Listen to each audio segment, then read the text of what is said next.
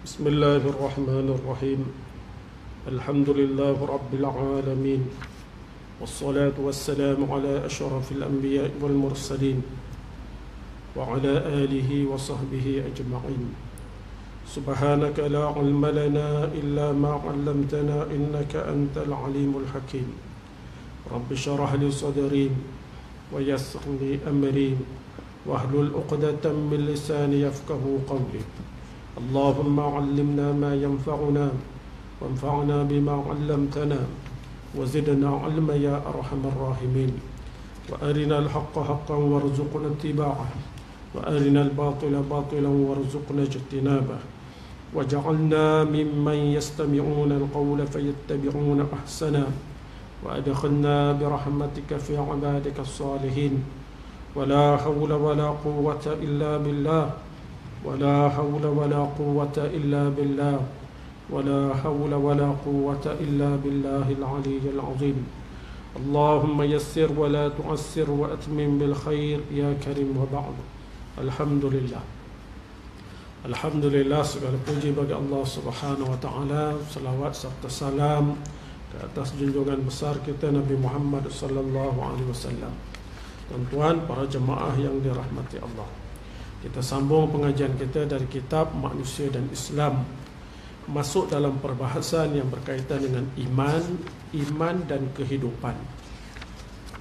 Iman seperti mana yang kita bicarakan sebelum ini bukan sekadar kepercayaan di dalam hati semata-mata, tetapi iman adalah kepercayaan hati yang mempengaruhi tindakan kita selanjutnya. Apabila iman itu berada di dalam hati, maka dia menerbitkan ucapan-ucapan dan tindakan-tindakan yang berbeza dengan orang yang tidak beriman. Benar? Jadi Islam ini datang untuk membawa kejayaan bagi manusia di dunia dan juga di akhirat. Apakah kejayaan yang dianggap kejayaan di sisi Islam? Apakah yang dianggap kejayaan berdasarkan dengan iman yang kita yakin tadi? Disebut di sini antara yang dianggap orang yang berjaya, manusia yang berjaya di dunia ini berdasarkan keimanan tadi itu ialah apabila seseorang manusia itu berjaya melaksanakan kewajipannya sebagai seorang hamba kepada Allah Subhanahu wa taala. Apabila seorang yang muslim ini beragama Islam ini mampu tunduk dan melaksanakan kewajipannya sebagai hamba kepada Allah, maka orang itu dianggap orang yang berjaya di dunia dan juga di akhirat. Maka kita perlulah memastikan hidup kita ini, cara hidup kita ini dalam apa aspek sekalipun, sama ada yang berkaitan dengan kehidupan individu, keluarga, masyarakat dan sebagainya, sama ada di dalam sekolah, di dalam rumah, di dalam masjid, di luar masjid, di mana saja kita berada, kita kena pastikan kehidupan kita ini sesuai dengan apa yang diperintahkan oleh Allah Subhanahu wa taala. Yang kedua, kejayaan seseorang manusia itu dianggap berjaya apabila seseorang manusia itu berjaya menundukkan hawa nafsunya yang menghalangnya daripada melaksanakan kewajipan-kewajipan yang diperintahkan oleh Allah. Apabila kita mampu melawan halangan-halangan yang menghalang kita daripada melaksanakan perintah Allah, antara halangan tersebut ialah hawa nafsu. Kita mampu lawan hawa nafsu kita sehingga kita berjaya tunduk taat kepada perintah Allah, maka orang itu dikatakan orang yang telah berjaya. Boleh? Orang itu dianggap orang yang telah berjaya. Yang ketiga, seseorang itu dianggap orang yang berjaya apabila ia merasa redha dengan seruan-seruan ke arah melaksanakan hukum hakam Allah Subhanahu wa taala dan rasulnya. Apa seseorang itu dianggap berjaya apabila hatinya redha dengan seruan-seruan yang mengajak kepada melaksanakan hukum hakam Allah. Kalau kita orang ajak tu, kita rasa aman, kita rasa redha, berjayalah dia. Tapi kalau orang kata, marilah kita melaksanakan apa yang Allah perintahkan di dalam kehidupan kita, marilah kita melaksanakan hukum-hukum yang ditetapkan oleh Allah dan Rasul. Tiba-tiba orang ni tak senang hati. Kadang-kadang ada orang dia kritik pula, apa hukum-hukum Islam, apa benda ni. Itu orang yang tidak berjaya. Antara tanda berjayanya seseorang manusia berdasarkan keimanan tadi, berdasarkan rukun iman tu semua, ialah dia merasa senang hati dan redha dan rela apabila diucapkan seruan-seruan untuk melaksanakan hukum hakam Allah Subhanahu wa taala, dan hatinya pun redha dengan hukum yang telah ditetapkan oleh Allah Subhanahu wa taala. Tanda kita, salah satu tanda kita patuh kepada perintah Allah, tanda seseorang ini benar-benar beriman, ialah dia redha, hatinya senang dengan ketetapan yang ditetapkan oleh Allah dan Rasul. Sebab dia ada berkaitan dengan iman. Betul ke ustaz ni ke main-main cakap je? Tak pernah pula dengar macam tu. Ikut sukalah nak laksana apa-apa benda. Dia ada kaitan dengan iman. Seorang mukmin, dia mesti merasa redha, tenang hati dengan ketetapan yang telah ditetapkan oleh Allah dan juga Rasul sallallahu alaihi wasallam. Firman Allah Ta'ala, "Innama kana qaulal mu'minin idza du'u ila Allah wa rasulihi liyahkuma bainahum an yaqulu sami'na wa ata'na wa ulaika humul muflihun." Surah An-Nur. Artinya, sesungguhnya perkataan yang diucapkan oleh orang-orang yang beriman ketika mana mereka diajak kepada berhukum dengan kitab Allah dan sunnah Rasul. Bagaimana kata-kata orang yang beriman ni apabila diajak untuk berhukum sesuai dengan perintah Allah dan Rasul, supaya Allah dan Rasul menjadi hakim memutuskan perkara yang berlaku di antara mereka. Mereka yang beriman akan berkata, kami dengar dan kami taat. Kami dengar dan kami taat. Dan itulah orang-orang yang beroleh kejayaan. Kata Allah, orang itulah orang yang berjaya. Pasal tu bila kita sebagai seorang Muslim, maka kita kena tanamkan dalam hati kita, sebaik-baik hukum ialah hukum yang ditetapkan oleh Allah dan juga Rasul. Sebab dia ada kaitan dengan iman. Tiba-tiba manusia mengaku Islam, dia kata mana boleh, mana adil. Ni tak boleh. Ini bercanggah dengan keimanan. Kita kata Allah Maha mengetahui, Allah Maha adil. Dia bercanggah nanti. Laksana tak laksana itu cerita lain. Tapi keyakinan kita, hukum Allah lah yang paling baik.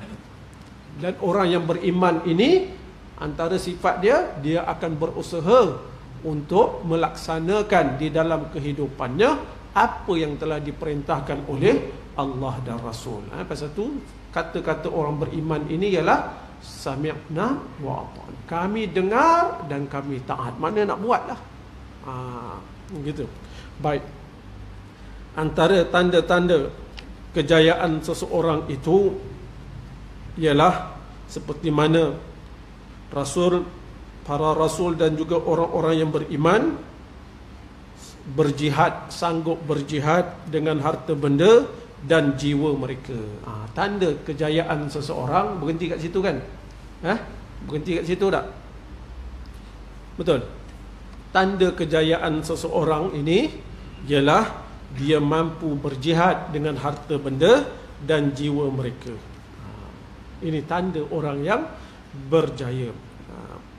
Firman Allah Ta'ala, "Lakinir rasul walladzina amanu ma'ahu jahadu bi amwalihim wa anfusihim wa ulaika lahumul khairat wa ulaika humul muflihun." Surah At-Taubah. Artinya mereka yang tetap tinggal, ini dia ada ayat sebelum itulah, tetapi Rasulullah dan orang-orang yang beriman Tetapi Rasulullah dan orang-orang yang beriman bersamanya berjihad dengan harta benda dan jiwa mereka. Jadi Nabi dan orang-orang yang beriman ini, dia berjihad, sanggup berjihad dengan harta benda dan jiwa mereka. Apa Allah kata? Mereka itulah orang-orang yang mendapat kebaikan dan mereka itulah orang-orang yang berjaya. Jadi iman kita ni mengajar kepada kita ni supaya kita tentukan cara berfikir kita sesuai dengan apa yang Allah beritahu. Itu ciri, antara ciri orang yang sempurna iman dia. Kita kalau tak ada kitab, berjaya, tak berjaya, kita ikut akal kita lah, kan? Kalau pencuri, bila dia kata dia berjaya? Pencuri, bila dia kata dia berjaya? Bila dia buat operasi curi itu, dia dapat curi banyak, dia kata berjaya. Betul? Kalau yang penagih dada tu, bila dia kata dia berjaya? Bila dia cari-cari barang, jumpa barang. Kan tak?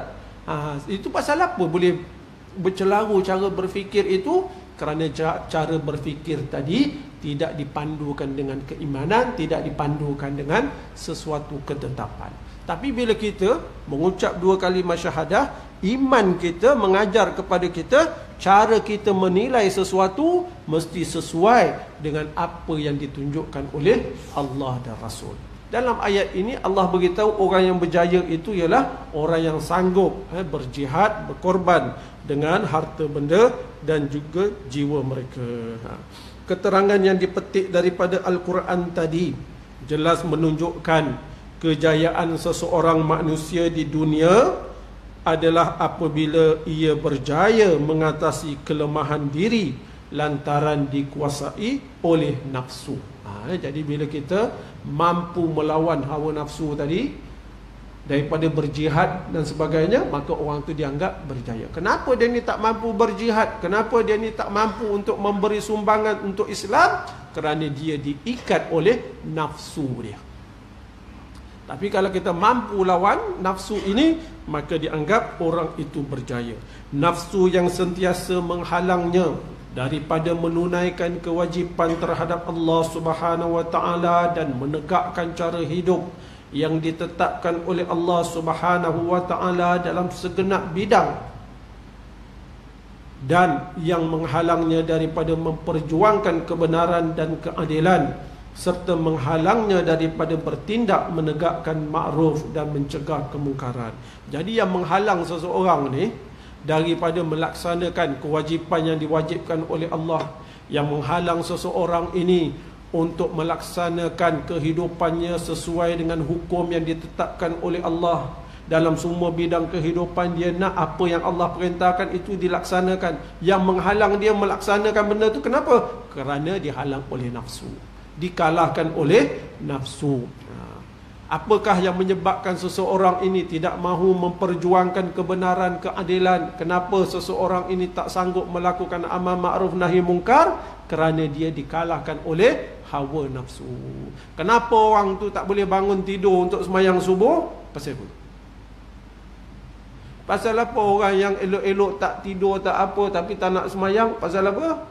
Pasal dia dikalahkan oleh hawa nafsu. Sembahyang itu perintah Allah, melaksanakan amal ma'ruf nahi mungkar perintah Allah, melaksanakan kehidupan ni sesuai dengan peraturan yang ditetapkan oleh Allah. Itu semua kewajipan-kewajipan yang diperintahkan oleh Allah. Kalau kita tak mampu buat, kita tak nak buat, itu sebabnya dia dikalahkan oleh nafsu. Pasal tu dia kata, kesimpulan ceritanya ialah apabila seseorang dapat mengalahkan nafsu yang menghalang daripada mentaati perintah Allah, maka orang itu dianggap orang yang berjaya. Baik. Bila kita amal ma'ruf nahi mungkar, apabila seseorang ini berjuang, berjihad, kita perlu kemenangan. Ada? Semua nak kemenangan. Tapi macam mana kemenangan yang dikatakan berdasarkan dengan iman? Apakah kemenangan yang dianggap betul-betul benar, betul-betul menang di dalam agama ni? Kalau ikut hukum akal kita, Kalau menang tu macam tu lah, orang ni menang dapat kalahkan dia. Tu menang lah. Tak? Tapi kemenangan yang sebenarnya macam mana? Kita tengok Al-Quran. Inilah hebatnya Quran ni. Inilah hebat orang beriman ni. Cara berfikir dia berpandukan dengan apa yang Allah beritahu. Dia sebut di sini, kemenangan dan kejayaan manusia adalah apabila dia berjaya membentuk kumpulan yang beriman dan bertakwa bagi menghancurkan golongan-golongan yang membuat kerosakan di bumi dengan kegiatan-kegiatan maksiat terhadap Allah Subhanahu wa ta'ala. Kata dia apa lagi? Kemenangan kejayaan seseorang di dunia ini apabila seseorang itu mampu menggabungkan diri di dalam kumpulan orang-orang yang beriman dan kumpulan orang-orang yang bertakwa untuk melaksanakan perintah Allah, amar ma'ruf nahi munkar tadi. Amar ma'ruf nahi munkar tadi tak mampu kita buat seorang-seorang apabila kemungkaran itu dilakukan oleh orang yang ramai, oleh kuasa-kuasa yang ada. Maka nak membetulkan, nak melaksanakan amar ma'ruf nahi munkar itu, maka memerlukan seseorang itu bergabung di dalam kumpulan orang-orang yang beriman dan juga orang-orang yang bertakwa, supaya kumpulan orang beriman ini, kumpulan Islam ini menjadi kuat, dapat menghalang dan dapat menghancurkan golongan-golongan yang melakukan kerosakan di muka bumi dan juga menghalang kegiatan-kegiatan maksiat yang dilarang oleh Allah Subhanahu wa ta'ala. Macam itulah. Kalau ikut kita, malaslah. Alah apa kan? Kita jaga periuk nasi kita sendiri, sudahlah. Malas. Malas tu semua pasal apa? Dia dikalahkan oleh nafsu. Cerita banyak tak ya? Pasal apa kita tak nak pergi sumbangan, tak nak terikat dengan kerja-kerja? Pasal nafsu mengalahkan kita. Ada. Sebab amar ma'ruf nahi munkar ini, jihad ini, untuk menegakkan agama Allah ini, tidak mampu kita buat seorang-seorang. Macam lidi tak? Selalu orang sebut tak? Lidi tu kalau sebatang, lidi tu boleh kita nak sapu, orang pun tak heran. Tapi kalau lidi itu banyak-banyak diikat, maka dia menjadi kuat. Tak? Dilibas sekali ya, berterabur semua, sampah-sampah habis disapu. Tapi kalau lidi itu satu je, sampah bukan main banyak, boleh bergerak sampah tu. Maksiat bukan main banyak, maksiat banyak ni, sampah-sampah ni. Boleh kita nak tolak maksiat tu? Tak adanya. Tak. Tapi kalau lidi itu dicantumkan jadi kuat, sekali libas ya, maksiat sampah tu terbang. Ada? Baik. Oleh itu Allah Subhanahu wa ta'ala, tengok dia kata apa? Oleh itu Allah Subhanahu wa ta'ala menuntut orang Islam supaya membentuk golongan yang melaksanakan tugas menegakkan ma'ruf, mencegah kemungkaran, dan menegakkan ma'ruf dan menghalang kemungkaran adalah orang-orang yang berjaya. Orang yang, jadi Allah yang perintahkan supaya kita membentuk satu kumpulan, satu golongan yang melaksanakan amar ma'ruf nahi munkar. Orang yang menggabungkan diri dan melaksanakan amar ma'ruf nahi munkar, itulah orang-orang yang berjaya. Mana dalilnya? Firmanullah Ta'ala dalam surah Ali Imran. Waltakum minkum ummatun yad'una ilal khairi wa ya'muruna bil ma'rufi wa yanhauna 'anil munkar wa ulaika humul muflihun. Dan hendaklah ada di antara kamu, Allah perintahkan, dan hendaklah ada di antara kamu satu puak, satu golongan yang menyeru kepada kebajikan, iaitu menyeru kepada Islam, menyuruh berbuat perkara yang baik serta melarang daripada segala perkara yang buruk dan keji. Allah perintahkan, perlu ada, hendaklah ada di kalangan kamu wahai orang-orang Islam ini satu golongan, satu kumpulan yang melaksanakan tugas mengajak kepada kebaikan dan menghalang daripada kemungkaran. Kemudian Allah beritahu apa? dan mereka yang bersifat demikian adalah orang-orang yang berjaya. Nah, Allah begitu. Orang yang duduk dalam kumpulan jamaah yang mengajak kepada kebaikan, melarang perkara yang keji itu, merekalah orang-orang yang berjaya. Nak buat amal ma'ruf nahi mungkar seperti mana saya sebut sebelum ni bukan senang tuan-tuan. Bukan senang. Asal dia berhadapan dengan cemuhan, dia berhadapan dengan kemarahan, dia berhadapan dengan kadang-kadang orang yang mempunyai kuasa, dia berhadapan dengan kadang-kadang orang yang menguasai ekonomi. Bukan senang. Tapi apabila seseorang itu melebihkan iman daripada segala-galanya, dia yakin kepada pertolongan Allah, maka orang itu sanggup melakukan amal ma'ruf nahi munkar. Gitu. Tapi buat ini ialah bersamalah kumpulan yang ramai. Semata-mata dengan berjaya menggerakkan tenaga kebenaran dalam masyarakat, sudah dianggap berjaya. Maknanya ada kumpulan ini yang menggerakkan amal ma'ruf nahi mungkar, maka orang tu dianggap berjaya. Sama ada orang terima ke tak terima, itu cerita lain. Tapi orang tadi ni yang melaksanakan amal ma'ruf nahi mungkar, dia telah berjaya. Berjayanya kat mana? Berjaya melawan hawa nafsu yang membelit dirinya. Apatah lagi sekiranya tenaga itu menang dalam pertarungan, perlawanannya dengan gerakan-gerakan palsu, dan berhasil mempertahankan hawa nafsu, berhasil menghancurkan hawa nafsu tadilah. Apatah lagi kalau kumpulan Islam itu yang berjuang untuk menegakkan Islam ini, melaksanakan amal ma'ruf nahi mungkar ini, dia berjaya. Bertambah lagi lah kejayaan dia. Apabila perkara yang didakwahkan itu berjaya diterima, ataupun maksiat yang dilakukan oleh kumpulan-kumpulan tertentu itu dapat dipadamkan, maka berjaya lagi lah dia. Boleh. Jadi kejayaan seseorang ini apabila dia mampu melawan hawa nafsunya. Tapi kalau dalam pertarungan tadi tiba-tiba kumpulan Islam tu berjaya, yang melaksanakan amal ma'ruf nahi mungkar itu berjaya, bertambah lagi lah kejayaan dia. Okey.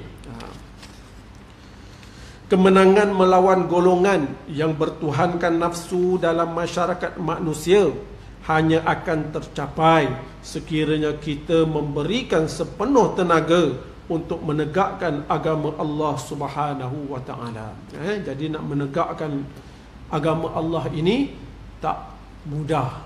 Apa makna menegakkan agama Allah? Menegakkan setiap perintah yang diperintahkan oleh Allah. Semayang Allah perintahkan, semayang juga Allah perintah. Tak. Jangan kita ambil satu benda je. Allah perintahkan semayang, Allah perintahkan puasa, Allah perintahkan zakat, Allah perintahkan perkara yang berkaitan dengan ekonomi. Macam ni cara dia. Ada peraturannya. Allah perintahkan perkara-perkara jangan menzalimi. Allah perintahkan larangan jangan rasuah. Jangan menyalahguna kuasa. Itu semua maksiat-maksiat yang perlu dihapuskan. Allah perintahkan apabila kamu diberi kuasa, hendaklah kamu berlaku adil. Allah perintahkan. Itu semua perintah-perintah Allah Subhanahu wa taala. Jadi orang yang berjuang ini, dia berjuang dalam semua aspek kehidupan tadi, kerana nak patuh kepada perintah Allah. Dari segi ilmu, pengetahuan, dia pun berjuang masing-masing lah. Dia ini berjuang pada satu sudut, dia ini berjuang satu sudut, dia ini berjuang satu sudut. Tapi semua sudut itu di bawah payung perintah Allah Subhanahu wa taala. Gitu. Manusia yang berjaya adalah, tadi kata, kemenangan melawan golongan yang bertuhankan nafsu dalam masyarakat manusia hanya akan tercapai sekiranya kita memberikan sepenuh tenaga untuk menegakkan agama Allah Subhanahu wa taala. Dengan perkataan lain, kita bertindak menolong agama Allah Subhanahu wa taala dengan pengertian kita menghayati ajarannya. Kan dia kata kita hendaklah tolong agama Allah. Apa makna dia? Kita perlulah tolong agama Allah ini. Kalau kita tolong agama Allah, Allah akan tolong kita. Kan selalu dengar tak? Apa macam mana tolong agama Allah? Ialah dengan kita menghayati ajarannya. ajarannya kita laksanakan, mempertahankan ajarannya, mempertahankan ajaran Islam ini daripada dinoda dan dirosakkan, dan kita berjuang menegakkan agama ini, berjuang menegakkan kebenaran.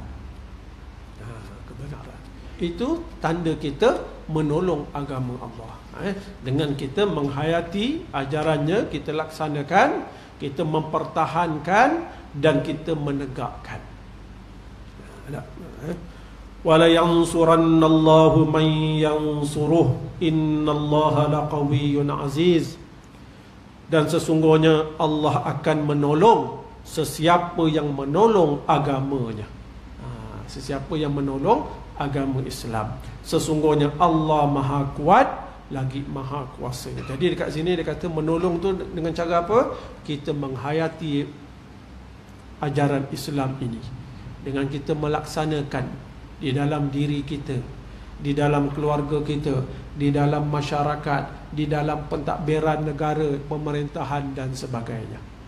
Dan yang kedua, kita mempertahankan ajaran ini, agama ini daripada dirosakkan, dinodai oleh orang-orang yang tidak berkelayakan, yang nak merosakkan Islam. Contohlah, ada orang nak bawa budaya lelaki kahwin lelaki, perempuan kahwin perempuan. Apa kita nak buat? Apa kita nak buat? Balik pada iman.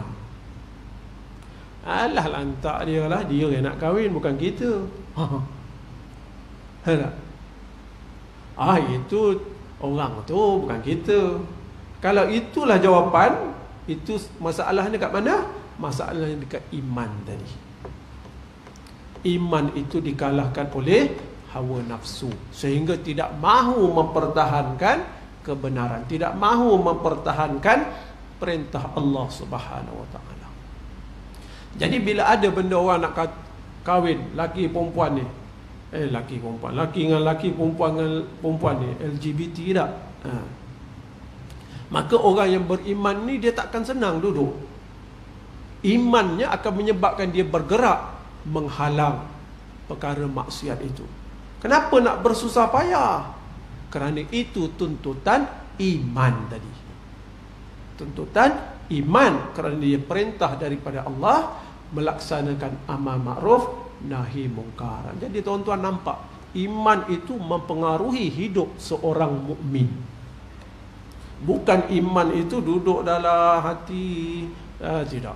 Dia melahirkan suatu tindakan, yang mana tindakan itu ialah tunduk kepada perintah Allah untuk menyelamatkan manusia, seluruh manusia. Tak kira dia orang Islam ke, orang bukan Islam ke, Islam datang untuk menyelamatkan manusia, supaya manusia ini boleh hidup dengan sebaik-baik kehidupan di dunia dan mendapat kejayaan bagi orang yang beriman di akhirat kelak. Itu. Demikianlah kesungguhan dan pengorbanan meletakkan diri sepenuhnya untuk menegakkan agama Allah Subhanahu wa taala, agama yang dibawa oleh Rasulullah sallallahu alaihi wasallam. Rasulullah dan para sahabat mendapat pertolongan Allah Subhanahu wa taala sehingga mereka dapat menghancurkan kuasa penjajah Rom dan Parsi serta berjaya menegakkan dasar-dasar keadilan dan kebenaran Islam di atas keruntuhan kuasa-kuasa yang zalim itu. Macam itulah yang kita tengok di dalam sejarah, bagaimana pengorbanan para sahabat dan juga Rasulullah sallallahu alaihi wasallam yang mengorbankan segala apa yang ada untuk meletakkan agama Allah ini di tempat yang tinggi. Kan? Yang pertama sekali, nak mengajak manusia supaya mengesakan Allah. Itu yang paling besar. Kalau yang itu tak mampu, mengajak manusia supaya jangan bermusuh dengan Islam.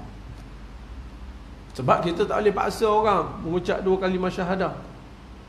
Tetapi Islam ni datang berdakwah, nak mengajak orang yang bukan Islam, jangan kamu bermusuh dengan Islam. Bahkan kamu perlulah beri sokongan kepada Islam, kerana Islam ini membawa keadilan bagi manusia. Islam ini datang daripada Allah, pemilik alam ini, pencipta manusia, sama ada dia Islam ataupun bukan Islam.